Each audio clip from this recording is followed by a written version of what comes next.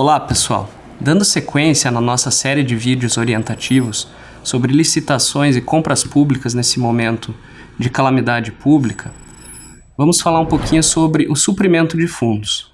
O suprimento de fundos pode ser visto como uma alternativa interessante ao seu município, à sua entidade, pois ele permite que haja contratações públicas de pequeno valor, desde que se tratem de despesas urgentes e não previstas.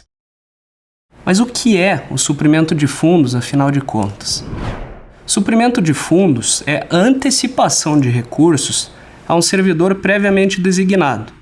E vejam só, ele promove essas contratações de pequeno vulto, desde que se tratem, evidentemente, de despesas urgentes e imprevisíveis, e posteriormente ele presta contas ao município, à entidade que promoveu aquela antecipação. Qual é o fundamento legal para o suprimento de fundos? O fundamento está lá em 1964, na Lei 4.320, nos artigos 68 e 69. Além disso, o artigo 74, parágrafo 3º, do Decreto 200 de 1967. O artigo 68 e o artigo 69 da Lei 4.320 acabam fazendo uma remissão e uma interpretação conjunta com o artigo 60, parágrafo único da Lei 8.666, de modo que aquele, a princípio, é o limite previsto para as contratações mediante suprimento de fundos. No âmbito do Tribunal de Contas do Estado do Paraná, é importante que vocês deem uma olhadinha lá na Instrução Normativa 89, o artigo 9º, parágrafo 4º dela, trata da figura do suprimento de fundos.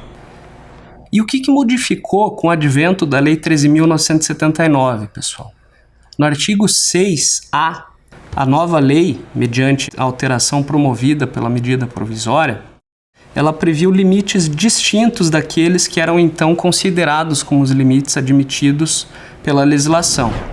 E se o limite antes era de 5% do total possível para você fazer uma modalidade de convite, com o advento da lei em 2020 agora, esse limite passou a ser o limite da modalidade de convite. Exemplificando, se você tinha a possibilidade de fazer a contratação pelo suprimento de fundos no percentual de até 5% dos 176 mil ou dos 330 mil possíveis na modalidade de convite, com o advento da Lei 13.979, esse limite passou a ser de 176 e de 330, e não mais de 5% do limite da modalidade. Todavia, o Tribunal de Contas do Estado do Paraná ainda permanece com a Instrução Normativa número 89, que a Instrução Normativa permanece válida, que estipula o limite de 10% do valor total para você realizar a modalidade de convite. De modo que é recomendável que se siga, ou eventualmente que haja um questionamento adequado, e que seja ponderado efetivamente esse limite previsto na Instrução Normativa. O que é importante de se considerar de acordo com o entendimento já sedimentado do Tribunal de Contas do Estado do Paraná? Basicamente 6 itens, pessoal, que são relevantes de serem notados no momento que você realizar algum tipo de contratação por essa forma de suprimento de fundos. É importante que haja uma regulamentação local que estipule de acordo com a realidade própria da entidade. Veja que se a União possui limites extensos de 176 mil e 330 mil para fazer essas contratações, não é razoável também que municípios de pequeno porte também se adotem aquele limite utilizado pela União. Além disso, as compras e aquisições que ocorram, elas devem seguir os princípios do artigo 37 da Constituição Federal, especialmente o princípio da economicidade.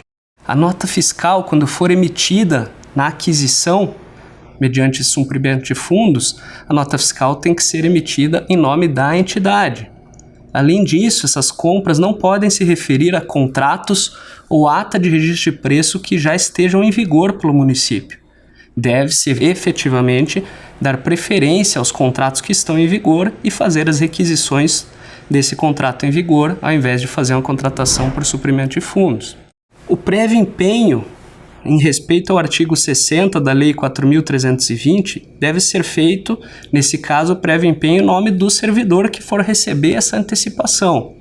Há uma recomendação, inclusive, por parte do Tribunal de Contas, de que esse recebimento pelo servidor, a título de antecipação, ele seja feito por meio de transferência bancária e não por entrega de recursos em espécie.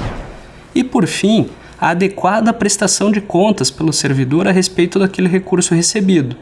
É importante notar, inclusive, que o recebimento de um segundo adiantamento só pode ser feito se houver efetivamente uma prestação de contas daquele recurso que foi recebido anteriormente. Então, pessoal, de forma rápida e sintética, essas são as orientações a respeito do suprimento de fundos.